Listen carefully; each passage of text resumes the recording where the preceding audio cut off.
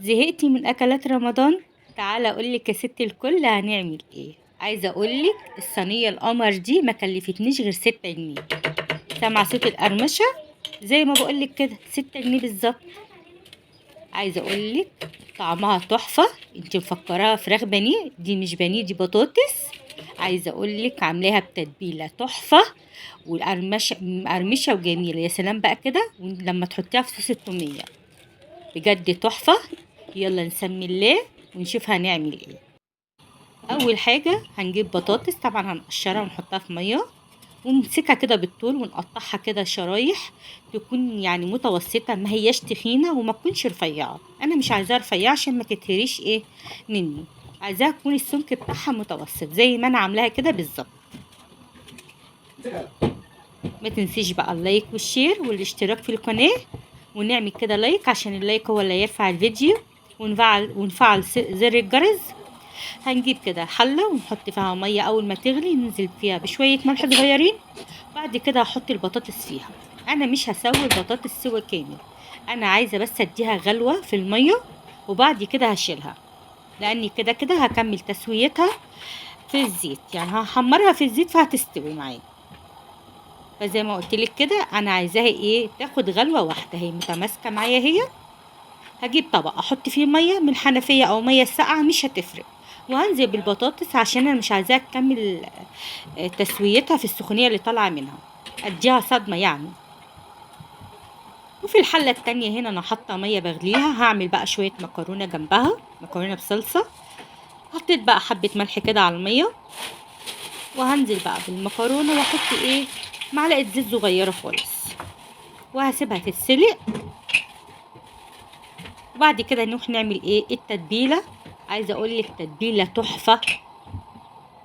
اول حاجه هنجيب بوله وهحط فيها كوبايه من الدقيق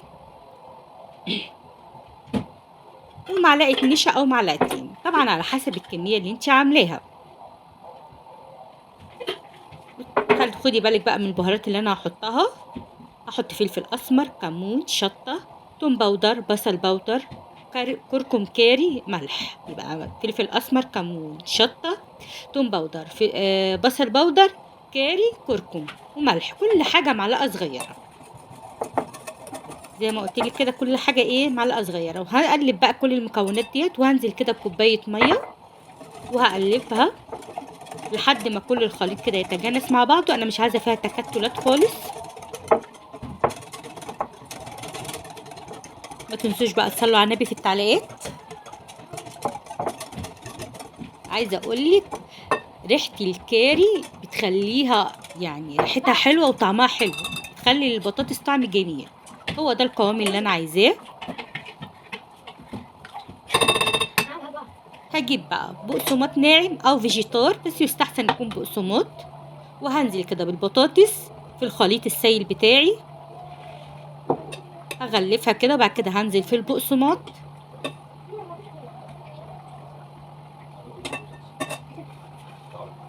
هغلف كده الكفر بتاعها كويس، وارجع احطها تاني في الخليط السائل. انا عايزه ايه، يكون الكفر بتاعها متماسك وحلو، وفي نفس الوقت احس بطعم التتبيله فيها، ما يبقاش الكفر بتاعها رقيق. نزلت كده في البقسماط تاني وهبدا اغلفها. انا مش حاطه بقسماط كتير لان ما بحبش ايه اهدر الكميه، وقت ما بحب يعني بلاقي الكميه خلصت معايا بحط بقسماط تاني. هعمل معاكم 2 كمان. هنزل كده بالبطاطس في الخليط السائل، طبعا البطاطس انا شلتها من الميه خلاص، وهغلفها في البقسماط وارجع احطها في الخليط السائل تاني، وبعد كده انزل بالبقسماط. هنكرر كل خطوه كده مرتين 2 عشان يبقى الايه الكفر متماسك معايا. انا عايزه الكفر بتاعها يكون تخين وحلو. عايزه اقولك وما سابتش في الزيت ولا اي حاجه، فضلت متماسكه وطعمها تحفه، والله احلى من الفراخ البانيه 1000 مره. كيلو البطاطس ب6 جنيه. هنعمل بقى كله بنفس الشكل ده كده. خلاص يا أحمد. هجيب بقى حله ونعمل بقى الصلصه. هنا البصل ده كنت مفرزاه، والطماطم برضو كنت مفرزاها. عايزه اقول لكم يعني ايه، الاكله كلها على بعضها ما خدتش نص ساعه. هحط بقى معلقه زيت وامسك البصلايه كده ادبلها. انا مش عايزه احمرها عشان خاطر كل ما بتحمري البصله بتبقى فيها مراره كده. انا عايزه البصله تبقى مسكره. وحطيت معلقه توم صغيره مفرومه. اول بس كده ما تدبل شويه معايا البصله هنزل بالطماطم. برضو الطماطم دي متسبكه يا دوبك بس تفك على النار وبتبقى خلاص خلصت.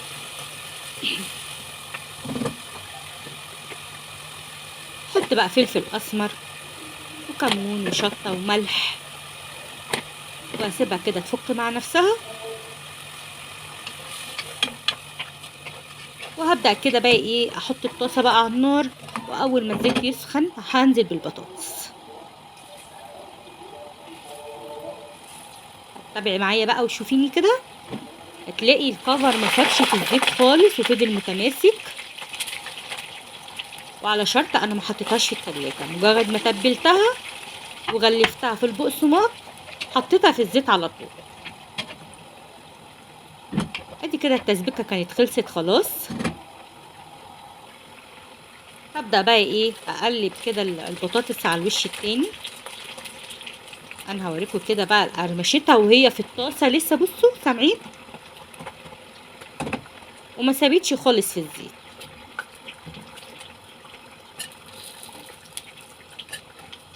حاجه اكله اقتصاديه كده، مش مكلفه.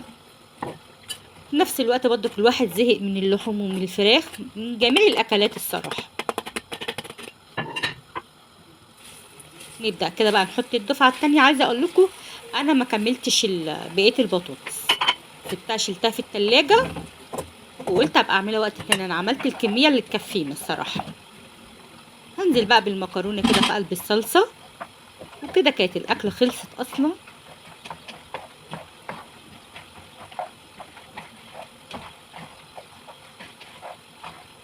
ما تنسوش بقى اللايك والشير.